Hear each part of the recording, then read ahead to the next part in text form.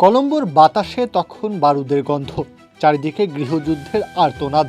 ঠিক সেই সময়ে 22 গজে জন্ম হয় এক বিস্ময় বালকের, নাম মাহেলা জয়বর্ধনে। ব্যাট হাতে ক্রিকেট ইতিহাসে যিনি লিখে রেখে গেছেন অতিমানবীয় রান দানব হয়ে ওঠার গল্প। জয়বর্ধনের ব্যাট যেন ছিল নন্দন তত্ত্বের আতুরঘর। ক্লাসিক কভার ড্রাইভ, কবজির মোচড়ে ফ্লিক কিংবা শেষ মুহূর্তে লেট কাটে তার ব্যাট থেকে ছড়াতো নিখুঁত ক্রিকেটীয় সুরের মূর্ছনা।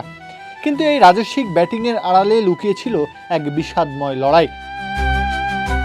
কৈশোরে আদরের ছোট ভাই ধিশালকে ব্রেন টিউমারে হারান মাহেলা।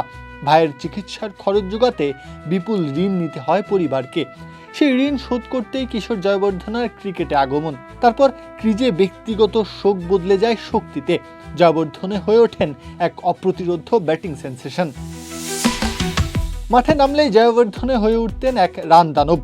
2006 সালে দক্ষিণ আফ্রিকার বিপক্ষে তার 374 রানের সেই মহাকাব্যিক ইনিংসের দিকে চোখ ফেরালে আজও যে কোনো ক্রিকেট প্রেমী পুলকিত হবেন। কলম্বোয় সেই ম্যাচে ঘনিষ্ঠ বন্ধু কুমার সাঙ্গাকারার সাথে গড়ে তোলা 624 রানের বিশ্ব রেকর্ড জুটি আজও ক্রিকেটের অম্লান এক রূপকথা। অধিনায়ক হিসেবেও মাহেলা অসাধারণ নৈপুণ্যের পরিচয় দিয়েছেন। তার নেতৃত্বেই লঙ্কানরা প্রথমবার ইংল্যান্ড ও নিউজিল্যান্ডের মাটিতে টেস্ট জয় করে। 2009 সালে লাহোরের টিমবাসে ভয়াবহ জঙ্গি হামলার মতো দুর্বিষহ দিনেও শ্রীলঙ্কা দলকে সামনে থেকে পথ দেখান তিনি। বৃষ্টির মতো গুলি আর বোমা বর্ষণের মুখেও শান্ত থেকে নিজেই লঙ্কান প্রেসিডেন্টকে ফোন করে দলকে নিরাপদে দেশে ফেরান এই দলপতি। তবুও শ্রীলঙ্কার ক্রিকেট প্রশাসনের অভ্যন্তরীণ রাজনীতির বহুমুখী চাপ জয়বর্ধনেকে মুক্তি দেয়নি। 2012 সালে তাই দলের অধিনায়কত্বের দায়িত্ব ছাড়েন এই ডানহাতি ব্যাটার।